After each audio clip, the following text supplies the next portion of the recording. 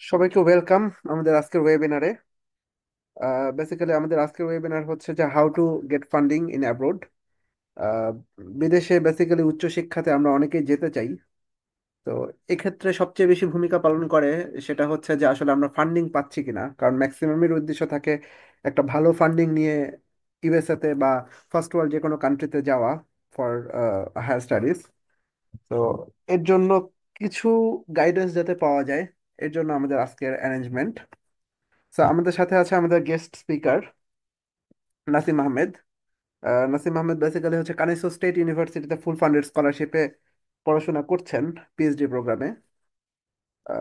So উনি basically কাজ করেন আমাদের হচ্ছে এক্সটেন্ডেড রিয়েলিটি নিয়ে। এছাড়াও ডিপ লার্নিং সহ অন্যান্য বেশ কিছু বিষয়ে উনি কাজ করেন। আমরা চেষ্টা করব ওনার থেকে কিছু ইনসাইটস নেয়ার, অ্যাজ আমরা কি আসলে এই বিষয়ে তেমন বেশি অভিজ্ঞ না। তো নাসিম ভাই, the floor is yours.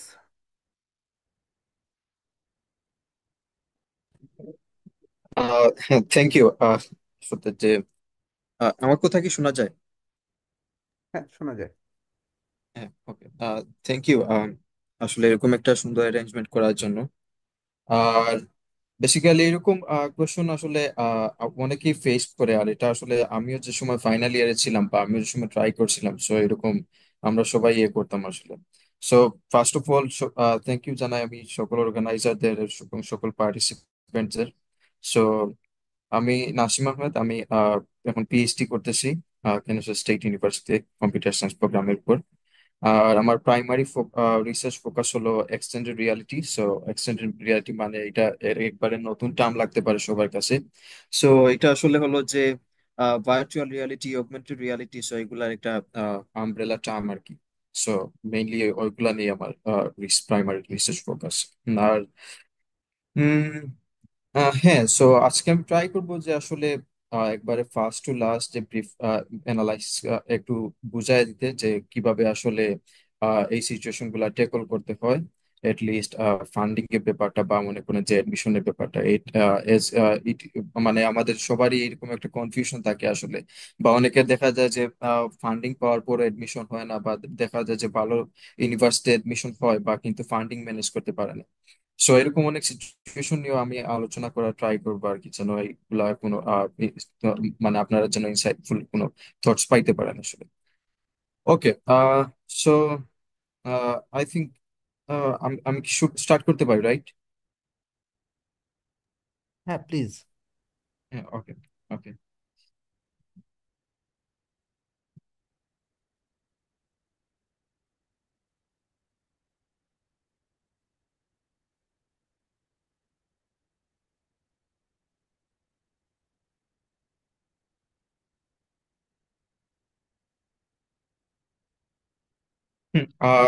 I think আমার স্ক্রিন ভিজিবল আছে, রাইট? হ্যাঁ, দেখা যাচ্ছে স্ক্রিন ভিজিবল। ওকে। ওকে। সো এখন মেইন কোয়েশ্চনটা থাকেই আসলে আমাদের সবারই, যে আসলে আমি কেন আসলে ফুল ফান্ডেড পিএইচডি তে যাব। বা হ্যাঁ, আমিও কিন্তু লাস্ট সেমিস্টারে মাস্টার্সেই আসছিলাম এখানে। আমার কিন্তু পিএইচডি তে ঢুকছি খুব রিসেন্টলি, রাইট, এই সেমিস্টারে। সো এখন সবারই কোয়েশ্চন থাকতে পারে আসলে কেন আমি ফুলি ফান্ডেড পিএইচডি প্রোগ্রামে যাব। তো এইটার জন্য আমি কিছু সামারাইজ করার ট্রাই করছিলাম। সো ফার্স্ট অফ অল হলো যে আপনি একটা হাই কোয়ালিটি এডুকেশন পাবেন। এখানে অনেক স্কলারদের সাথে আপনার পরিচিত পরিচিত হবেন, রাইট? ফর এক্সাম্পল, যারা মনে করেন আপনার ফিল্ডের উপর বা মনে করেন যে ডাইভার্স ফিল্ডের উপর ইম্প্যাক্ট ইম্প্যাক্ট ফেলতেছে নাকি, এরকম প্রফেসরদের সাথে আপনি পরিচিত হতে পারবেন। বা মনে করেন যে অনেকে industry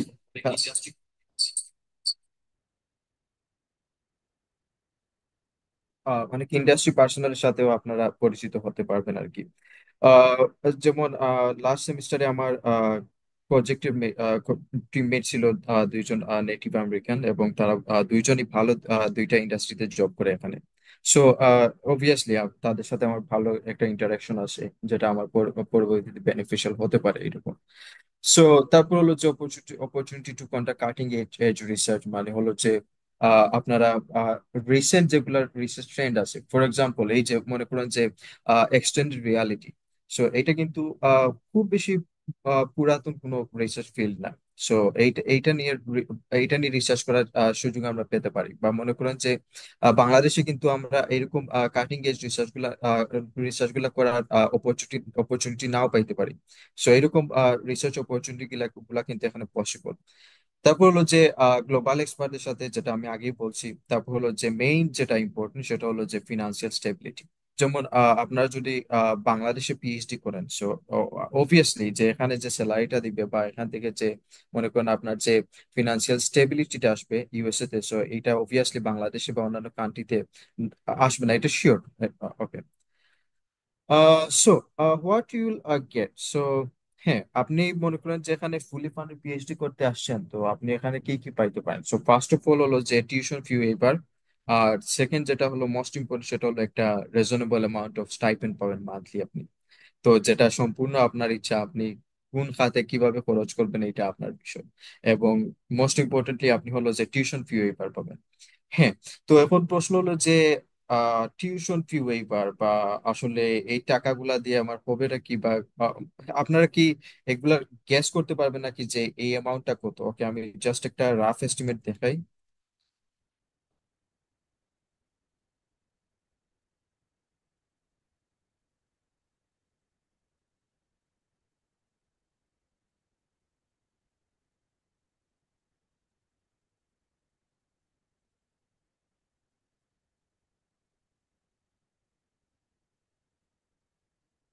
okay. So for example ধরলাম যে অ্যারাউন্ড $1200 করে হলো যে পার ক্রেডিট আওয়ার। আর মিনিমাম একজন পিএইচডি স্টুডেন্টকে অবভিয়াসলি অ্যারাউন্ড 72 ক্রেডিটস নিতে হয়, 4 4 বছরে হোক বা 5 বছরে হোক। তো আমরা ধরলাম যে আমরা 72 ক্রেডিট আওয়ার নিলাম। তো $1200 করে যদি, $1200 কিন্তু মিনিমাম, রাইট? সো যদি আমরা নেই, তাহলে টোটাল কস্ট আসতেছে $86,400। তো দেখেন, আপনি যদি সেলফ ফান্ড এই এই এই পিএইচডি প্রোগ্রামটা করতেন, তাহলে আপনার খরচ হতো অ্যারাউন্ড $86,400। বাট এটা কিন্তু ইউনিভার্সিটি ওয়েভ করে দিবে যে সময় আপনি এই ফুলি ফান্ডেড পিএইচডি অফারটা অ্যাকসেপ্ট করবেন। তারপর হলো যে একটা রিজনেবল অ্যামাউন্ট অফ স্টাইপেন্ড পাবেন, যেটা হলো এভারেজ কেসে অ্যারাউন্ড $2,500 করে থাকে ম্যাক্সিমাম ইউনিভার্সিটিতে। তো অ্যারাউন্ড $2,500 করে পাবেন আর কি আপনি স্টাইপেন্ড। তো এই $2,500 থেকে আপনি আপনার ইচ্ছা মতো খরচ করবেন, এখান থেকে আপনি ইউনিভার্সিটিতে একটা টাকাও দেওয়া লাগবে না। তো এই টাকা থেকে আপনার কি কি এক্সপেন্স হতে পারে? আপনার লিভিং এক্সপেন্স, তারপর হলো যে আপনার হেলথ ইন্স্যুরেন্স, তারপর হলো যে সাম কেসে আপনার ট্যাক্স লাগবে, তারপর হলো যে আপনার সেমিস্টার ফি। ইউনিভার্সিটি কিন্তু আপনার সেমিস্টার ফি দিবে না। আর দেখেন, টিউশন ফি আর semester fee completely different. But semester fee আহামর এত এত বেশি না। যেমন সেমিস্টার ফি হলো যে পার সেমিস্টারে, মানে হলো যে বছরে 2টা সেমিস্টার থাকে আর কি, যে স্প্রিং আর ফল। তো পার সেমিস্টারে আপনার অ্যারাউন্ড 600 থেকে 700 ডলার খরচ হবে আর কি। তো এই যে সেমিস্টার ফি, এটা দিবেন আপনি আপনার স্যালারি থেকে। তো এইটা হলো, আমি আবারও বলতেছি, এটা হলো যে বছরে 2বার অ্যারাউন্ড $600 থেকে $700। এভারেজ কেসে $650 এরকম আর কি। আর আপনার স্যালারি, এটা ডিপেন্ড করে যে এভারেজ কেসে আমরা ধরে নিতে পারি $2,500 আর কি। বা টিউশন ফি আপনার 1 টাকাও দেওয়া লাগবে না যদি আপনি ফুলি ফান্ডেড পিএইচডি অফার অ্যাকসেপ্ট করেন। আর অনেক ইউনিভার্সিটি আবার প্রিমিয়াম হেলথ ইন্স্যুরেন্স অফার করে, তো এর ক্ষেত্রে আপনার হেলথ ইন্স্যুরেন্সের টাকাও দেওয়া লাগবে না। আর যদি দেওয়াও লাগে, তাহলে হেলথ ইন্স্যুরেন্সের টাকা মান্থলি অ্যারাউন্ড $100 এরকম পড়বে আর কি। ওকে। তারপরে হ্যাঁ, অবভিয়াসলি এই এতগুলা অপরচুনিটি পাবেন আপনি, কিন্তু আপনি ফ্রিতে পাবেন না, রাইট? আপনাকে অবভিয়াসলি কোনো কিছু একটা করতে হবে। তো দেখা যাক আমাদের কি কি করতে হবে। তো মেইনলি পিএইচডি স্টুডেন্টসরা দুইটা অপশন থাকে, যে দুইটা কাজ করার অপশন থাকে ইউএসএ তে। কিন্তু আপনি নর্মালি স্টুডেন্ট থাকা অবস্থায় অন্যান্য কাজ করতে পারবেন না, এটা কিন্তু ইলিগাল। বাট আপনাকে পিএইচডি স্টুডেন্ট থাকা অবস্থায় ইউনিভার্সিটি পলিসি অনুযায়ী আপনি দুইটা কাজ করতে পারবেন। বা আমি আমি জানি অন্যান্য অপরচুনিটি আছে, ফেলোশিপ আছে, সো আমি এগুলা চাইছি না। সো প্রাইমারিলি আপনি দুইটা কাজ করতে পারেন। একটা হলো ইদার আপনি গ্রাজুয়েট রিসার্চ অ্যাসিস্ট্যান্ট হিসাবে কাজ করতে পারেন, ওর আপনি গ্রাজুয়েট টিচিং অ্যাসিস্ট্যান্ট হিসাবে কাজ করবেন, যেগুলোকে আমরা নর্মালি জিআরএ ওর জিটিএ হিসাবে চিনি আর কি। সো জিআরএ তে সো জিআরএ তে আপনার এখানে আমি ডেবিট করে ট্রাই করছি যে এখানে জিআরএ তে আপনার কি কি করতে হবে। স্টাডি আপনার দুই ক্ষেত্রেই করতে হবে, জিআরএ হোক বা জিটিএ হোক। সো স্টাডি মানে হলো যে ওই যে আপনার 72 ক্রেডিট আওয়ার্স, মানে এই কোর্স গুলো আপনাকে করতেই হবে, ঠিক আছে। তারপর হলো যে রিসার্চ, জিআরএ তে দেখেন রিসার্চ, তো এটা একটু আমি বোল্ড করে বড় করে লিখছি আর কি, যেন এইটা হলো আপনার মেইন ফোকাস। আর এই জায়গাতেই কিন্তু আপনার বেশি এফোর্ট দেওয়া লাগবে। আর জিআরএ হোক বা জিটিএ হোক, আপনি মেইনলি যদি স্টাডিকে ফোকাস করে মানে কোর্সওয়ার্ককে ফোকাস করে রাখেন, তাহলে আপনি আপনার আলটিমেট গ্রোথ পাবেন আর কি। কারণ এখানে কোর্সওয়ার্কে আপনি এ পাইছেন না এ প্লাস পাইছেন বা মনে করেন বি পাইছেন, হ্যাঁ এগুলা ম্যাটার করে। যেমন হলো যে কোর্সওয়ার্কের রেজাল্ট যদি আপনার বি এর নিচে চলে আসে, তাহলে কিন্তু আপনার ফান্ড ক্যান্সেল হয়ে যাইতে পারে। সো অবভিয়াসলি আপনার কোর্সওয়ার্ক চালায় যাইতে হবে, বাট মেইন ফোকাস রাখতে হবে কিন্তু রিসার্চে, কারণ এইটাই হলো আপনার নেক্সট ক্যারিয়ার কিন্তু ডিপেন্ড করে ম্যাক্সিমামই রিসার্চের উপর। তারপর হলো যে ইয়া যে ক্রাই ওর স্মাইল, মানে আপনার রিসার্চ যদি আপনার ভালো লাগে, মানে আপনার যদি ইন্টারেস্ট থাকে আপনার এই রিসার্চ ফিল্ডের উপর, তাইলে তো আপনি অবভিয়াসলি স্মাইলে থাকবেন। আর যদি ভালো না লাগে তাইলে কান্না করতে হবে, এটা ট্রুথ, অবভিয়াসলি ট্রুথ। কারণ অনেকেই বাংলাদেশে থাকতে মনে করেন যে আমি যে কোনো একটা ওয়েতে যাইতে পারলেই হইলো, ওখানে যাওয়ার পর আমি সব কিছু ম্যানেজ করে ফেলতে পারবো না। এখানে আসার পর দেখা যায় যে সিচুয়েশন পুরাই চেঞ্জ হয়ে যায়। ফার্স্ট অফ অল কোর্সের কোর্সের সমস্যা, যে মনে করেন যে আমরা মনে করি কি বাংলাদেশের মতো কোর্স আর এখানে যাই ইয়ে করে ফেলতে পারবো। বাট হ্যাঁ, এখানে তুলনামূলক কোর্স আর ইজিয়ার, বাট মনে করেন যে অনেক টপ ইউনিভার্সিটিতে কিন্তু আপনার কোর্স গুলা পাশ করতে অনেক মানে অনেক অনেক কষ্ট হতে পারে, ঠিক আছে। সো এই জন্য আমরা ইউনিভার্সিটি চুজিং এর সময় বা এই এই এই এই এই ব্যাপারগুলো আমাদের মাথায় রাখতে হবে, যেন আমি কোর্সারকে ভালো একটা পজিশন থাকবে, আবার আমার রিসার্চেও ভালো একটা পজিশন থাকবে। সো এভরির জন্য আমার একটা ভালো পজিশন থাকে আর কি, সবগুলা কেস মিলায়। সো জিটিএ তে আপনার কি কি করতে হবে, যে অবভিয়াসলি স্টাডি করতেই হবে, মানে ওই যে 72 ক্রেডিট আওয়ার্স বা আমি যাই বলি। আর যদিও এখানে বলে যে এখানে রিসার্চে কোনো ইয়ে নাই, বাট আপনাকে রিসার্চ করতে হবে, মানে প্রফেসর আপনাকে যে কোনো ভাবে কিছু রিসার্চের কাজ দিবেই আর কি। তারপর হলো যে প্রফেসর অন্যান্য কাজে হেল্প করা, যেমন মনে করেন ওনার খাতা কাটা বা মনে করেন যে উনি যে যে কোর্স দিতেছে ওইগুলা মার্কিং করা, এরকম কিছু কাজ আপনার করা লাগতে পারে। আর এখানে কিছু টাকা পয়সার বিষয় আছে, যেমন জিআরএ তে তুলনামূলক টাকা একটু বেশি থাকে, মানে ওই যে স্টাইপেন্ড যেটা আর কি, স্যালারি যেটা, ওইটা একটু বেশি থাকে জিটিএ এর থেকে। তো এই জন্য আর কি আমি করে দিছি আর কি, যেন জিআরএ তে বোঝা যায় যেন এখানে একটু টাকা পয়সা বেশি আছে আর কি। বাট অবভিয়াসলি জিআরএ তে কিন্তু জিটিএ এর থেকে কাজও একটু বেশি আছে, কারণ আপনার রিসার্চে কিন্তু অনেক কাজ করতে হবে। তারপর হলো যে আপনার রিসার্চের জন্য কিছু ডিসার্টেশন প্ল্যান আছে, সো এগুলো অবভিয়াসলি এই জিআরএ তে কিন্তু ভালোভাবে হ্যান্ডেল করতে হয়। ওকে, সো ফার্স্ট অফ অল আমরা দেখি যে কিভাবে আমরা একটা জিটিএ ম্যানেজ করতে পারি। তো জিটিএ ম্যানেজ করার ডিফারেন্ট স্ট্র্যাটেজি আছে, বাট সব থেকে এফিসিয়েন্ট যে স্ট্র্যাটেজি আমার কাছে মনে হয় সেটা হলো যে আপনি ফার্স্টে ইউনিভার্সিটি অ্যাপ্লাই করেন। ইউনিভার্সিটি অ্যাপ্লাই করার পর যদি আপনার এডমিশন হয়, তাহলে আপনি অ্যাসিস্ট্যান্ট জিটিএ এর জন্য অ্যাপ্লাই করতে পারেন। আর যদি অ্যাপ্লাই করার পর হ্যাঁ জিটিএ ম্যানেজ হয়, বা মনে করেন যে সামহাও হইতেছে না, আপনি কোনো রেসপন্স পাইতেছেন না, ওই সময় আপনি প্রফেসরদের সাথে কন্ট্যাক্ট করতে পারেন যে আমার জিটিএ লাগবে আর কি আপনার ইউনিভার্সিটি, বা আমি আপনার হয়ে জিটিএ হিসাবে কাজ করতে চাই। কিন্তু নর্মালি কিন্তু কেউ প্রফেসরকে জিটিএ হওয়ার জন্য ইমেল করে না, নর্মালি জিআরএ হওয়ার জন্য ইমেল করে। ওকে, তো তারপরে আমরা দেখতে পারি যে আমরা কিভাবে একটা জিআরএ ম্যানেজ করতে পারি। আর আমি মেইনলি ফোকাস রাখবো এইটাতে, কারণ আমি নিজেই আছি জিআরএ হিসাবে। আর এখানে নর্মালি প্রফেসরদের ইমেল, যারা ইমেল করে নর্মালি জিআরএ হওয়ার জন্য ইমেল করে। তো ফার্স্ট অফ অল আপনি, এটা সব থেকে সেফেস্ট অ্যাপ্রোচ হলো যে আপনি প্রফেসরকে ইমেল করবেন। হ্যাঁ, আপনি কোন প্রফেসরকে ইমেল করবেন? মনে করেন যে আপনি আপনার সিজিপি হলো 3.3, রাইট? অর ধরে নিলে আপনার সিজিপি হলো যে 3.10 অর 3.15। হ্যাঁ, এই সিজিপিএ তে কিছু ইউনিভার্সিটিতে পিএইচডি আপনি অ্যাপ্লাই করতে পারবেন বা সামহাও এডমিশন হয়ে যেতে পারে। এখন আপনি এই সিজিপিএ দিয়ে কি করলেন যে উম, আমি ধরলাম, হ্যাঁ, কর্নেল ইউনিভার্সিটিতে আপনি একজন প্রফেসরকে ইমেল করলেন, ধরলাম আর কি। সো ওই ইউনিভার্সিটির রিকোয়ারমেন্ট অনুযায়ী আপনি এডমিশন পাবেন না, কারণ ওখানে রিকোয়ারমেন্টে যদি যান তাহলে দেখবেন ওখানে পিএইচডি রিকোয়ারমেন্টে হয়তো লেখা আছে মিনিমাম সিজিপি আপনার লাগবে অ্যারাউন্ড 3.8 ওর 3.5, রাইট? বাট আপনার সিজিপিএ রিকোয়ারমেন্ট অনুযায়ী আপনার এডমিশন হবে না। আমি আমি একটা কথা এখানে বারবার বলবো আর কি, সেটা হলো যে আপনার যদি এডমিশন না হয় তাহলে প্রফেসর আপনাকে যদি পুরা ফান্ডিং যদি একবারে ইয়ে করে দিয়ে দেয় তাও কিন্তু আপনার লাভ হবে না। সো ফার্স্ট অফ অল আপনার এডমিশন হতে হবে। হ্যাঁ, প্রফেসর আপনাকে ফান্ডিং দিবে, তারপর হলো যে এডমিশন, ইউনিভার্সিটি এডমিশন হতে হবে। তো ওকে, তো ওইরকম আমরা যে কোন কোন প্রফেসরদের ইমেল দিব যেখানে আমাদের এডমিশন হওয়া পসিবল, সো ওইরকম ইউনিভার্সিটি প্রফেসরদের আমরা ইমেল করবো, অবভিয়াসলি আমাদের যেন রিসার্চ ইন্টারেস্টটা এলাইন থাকে।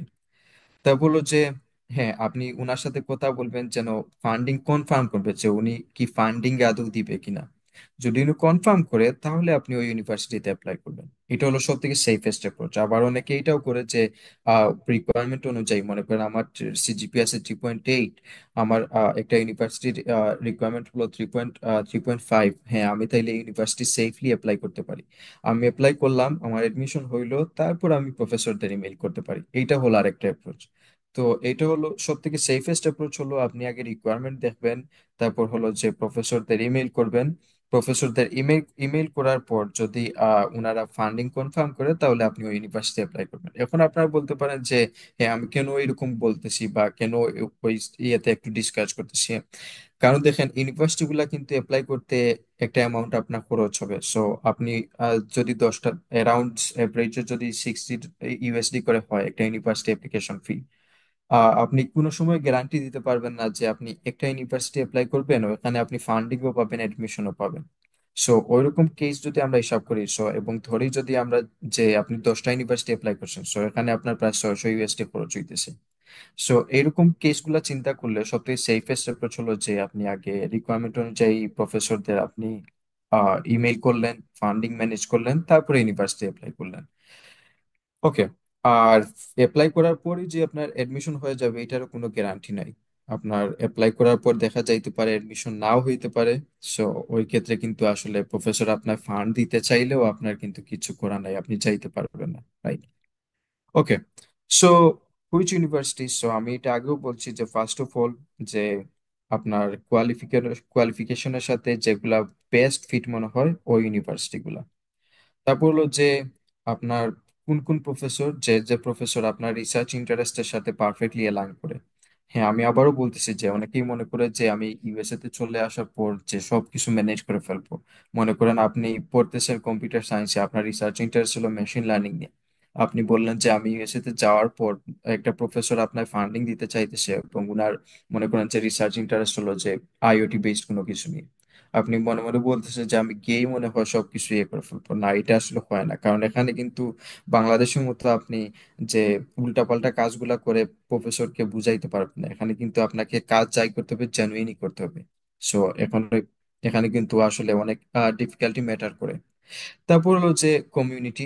হ্যাঁ, আপনি এইটাও কিন্তু অনেক ইম্পর্টেন্ট যে দেখতে হবে যে আহ, আপনার আহ, বাংলাদেশি কমিউনিটি থেকে লোক আসে কিনা, বা মনে করেন যে হ্যাঁ আপনার মনে করেন কোনো কিছু একটা বিপদ ঘটে যেতে পারে যে কোনো সময়। সো যদি বাংলাদেশি কমিউনিটি স্ট্রং থাকে তাহলে কিন্তু এখানে একটা হেল্পিং হ্যান্ডের একটা বিষয় আছে।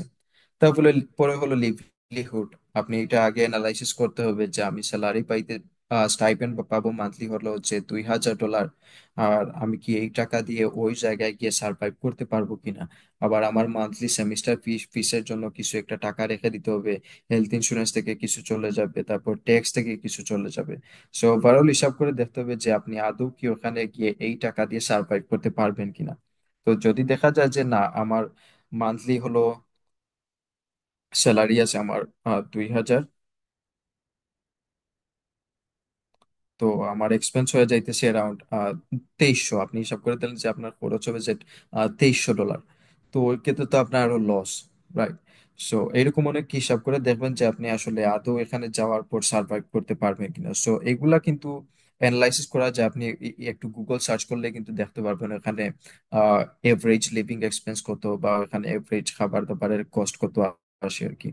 ওকে।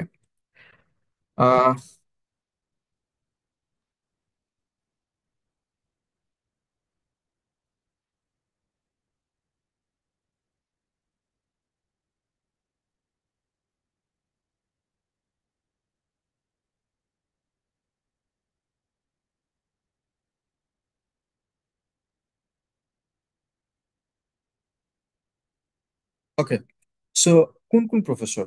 আমি আগেও বলছিলাম যে প্রফেসর, আপনার যে রিসার্চ ইন্টারেস্ট অনুযায়ী প্রফেসরদের ইমেল করবেন। তারপর হলো বা ইমেল করেন, বা আমি দেখাবো যে ডিফারেন্ট অ্যাপ্রোচ আছে প্রফেসরদেরকে কনভিন্স করার। তারপর হলো যে কোনো সময় এটা করবেন না যে প্রফেসরের ডেমোগ্রাফি দেখে প্রফেসরদের সাথে কন্ট্যাক্ট করা। ডেমোগ্রাফি বলতে কি, আমরা অনেক সময় মনে করি যে চাইনিজ প্রফেসরটা মনে হয় অনেক খাটাবে, বা মনে করেন যে ইন্ডিয়ান প্রফেসরদের সাথে যাবো না, বা মনে করেন বাংলাদেশি প্রফেসরদেরকে বেশি করে ইমেল করবো বা ওদের সাথে যাব। তো এইটা আসলে একটা ব্যাড অ্যাপ্রোচ আসলে এই ক্ষেত্রে। কারণ অনেক সময় দেখা যায় কি যে নর্মালি প্রফেসরটা কোনো সময় আপনাকে আপনার অ্যালোকেটেড টাইম ফ্রেম থেকে বেশি কোনো সময় খাটাবে না, ঠিক আছে? সো অবভিয়াসলি এখানে ডেমোগ্রাফি কোনো ম্যাটার না।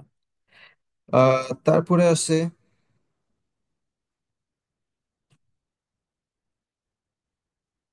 ওকে, so how to find the professor. So প্রফেসরদের আপনি কোথা থেকে খুঁজে বাই করবেন? যে মনে করেন হ্যাঁ আপনার ইন্টারেস্টের সাথেও মিলছে, বা মনে করেন যে আপনার একটা ইউনিভার্সিটি রিকোয়ারমেন্টের সাথেও আপনার ভালোই অ্যালাইন হয়েছে। সো এখন খুঁজে বাই করুন কোথা থেকে প্রফেসরদের। সো বেস্ট ওয়ে হলো যে প্রফেসরের পার্সোনাল ওয়েবসাইট থেকে, প্রত্যেকটা প্রফেসরেরই পার্সোনাল কিছু ওয়েবসাইট থাকে। তারপর আরেকটা ওয়ে হলো যে তাদের ল্যাবের ওয়েবসাইট থাকে, সো এখান থেকে খুঁজে বাই করতে পারেন, অর ফ্যাকাল্টি পোর্টাল থেকে। সো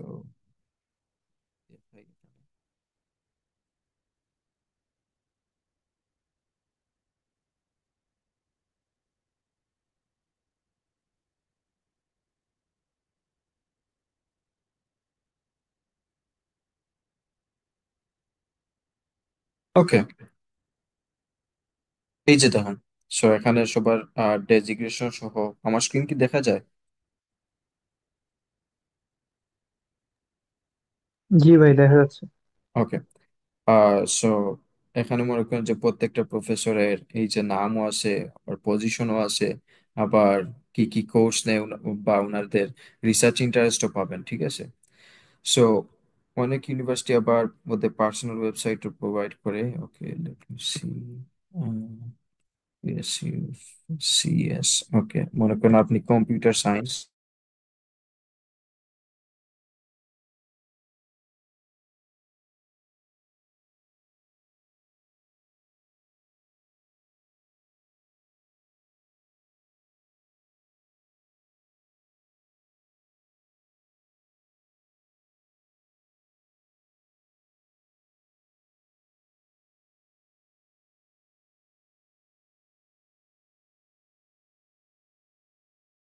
ফান্ডিং এর জন্য অ্যাপ্রোচ করবেন। এখন সব থেকে বেস্ট এন্ড সিম্পল ওয়ে হলো রেফারেলস। কারণ দেখেন, আপনারা তো ফার্স্টে আমরা সবাই চিন্তা করি মেইলিং এর ব্যাপারটা। হ্যাঁ, মেইলিং এর ব্যাপারটা দেখেন, একজন প্রফেসর যে সময় নর্মালি সকালে ঘুম থেকে উঠবে, উনি প্রথমে উঠে দেখবে যে ওনার মেইলে এসে জমা পড়ছে 50টা ইমেল, এবং সবগুলার সাবজেক্ট লাইনে লেখা যে prospective student, PhD student for fall 25 fall 26। So obviously উনি এই 50টা ইমেলের হয়তো একটাও বের করে দেখবে না, কারণ ওনার এই টাইমও নাই, ঠিক আছে? তো এই জন্য সবথেকে বেস্ট অ্যাপ্রোচ হলো যে রেফারেলস। এখন রেফারেলস কার থেকে নিবেন? কারণ প্রফেসর অনেক সময় ওনাদের রানিং স্টুডেন্টের কাছ থেকে জানতে চায় যে মনে করেন যে ওদের কোনো পরিচিত কেউ আছে কিনা যে ভালো স্টুডেন্ট, যারা মনে করে যে ল্যাবের সাথে ভালো করে কাজ করতে পারবে। তো ওইরকম স্টুডেন্টদের কাছ থেকে রেফারেল নেবেন। ওর মনে করেন যে আপনার কোনো টিচার আছে বা আপনার কোনো ইউনিভার্সিটি প্রফেসর আছে, আপনার জানাশোনা আছে, ওনারা আপনাকে রেফার করে দিতে পারবেন যে ওইরকম প্রফেসরদের কাছে, যে এই ছেলেটা বা ওই স্টুডেন্টটা আসলেই ভালো কাজ জানে, তো আপনি চাইলে ওকে নিতে পারেন। হ্যাঁ, যেমন দেখেন এখানে কিন্তু একটা প্র্যাকটিক্যাল ইস্যু ম্যাটার করে। ফর এক্সাম্পল, আমি মাত্র একটা 30 মিনিটের ইন্টারভিউ নিয়ে আপনাকে কোনো সময় ভালো করে জাজ করতে পারবো না, বা মনে করেন যে আমি যদি আপনাকে 1 মাসের একটা টাস্কও দিয়ে দেই, আপনাকে ভালোভাবে জাজ করতে পারবো না। এই জন্য সব থেকে বেস্ট প্রফেসররা ট্রাই করে যেন এমন কেউ একজনকে দিয়ে একজন স্টুডেন্ট খুঁজে নিয়ে আসা, যে মনে করেন অনেক দিন থেকে একটা স্টুডেন্টকে চিনে এবং যে আসলে মনে করে ল্যাবের সাথে সার্ভাইভ করতে পারবে। তারপর হলো যে মেইলিং। হ্যাঁ, মেইলিং হলো একটা অ্যাপ্রোচ। সো এটা হলো মনে করেন ধরতে পারেন যে একটা কি বলা যায় যে মানে গ্যারান্টি দিতে পারবে না। হ্যাঁ, আপনি মেইল করছেন যে হ্যাঁ, তার রিপ্লাই পাবেন কিনা এটার কোনো গ্যারান্টি নেই আসলে। আর তারপর আছে ভলেন্টিয়ারিং, আমি প্রত্যেকটা নিয়ে পরবর্তীতে ডিটেল আলোচনা করব আসলে। তারপর আছে ভলেন্টিয়ারিং। সো ভলেন্টিয়ারিং কি? ভলেন্টিয়ারিং হলো যে আপনি বাংলাদেশ থেকে অনলাইনে মনে করেন প্রফেসরের সাথে কিছু ভলেন্টিয়ারি ওয়ার্ক করলেন, ঠিক আছে? আর এটা হলো একটা গুড অ্যাপ্রোচ, কারণ এখান থেকে আপনার প্রফেসরের সাথে একটা ভালো রিলেশনশিপ ক্রিয়েট হবে, এবং উনি আপনাকে পরবর্তীতে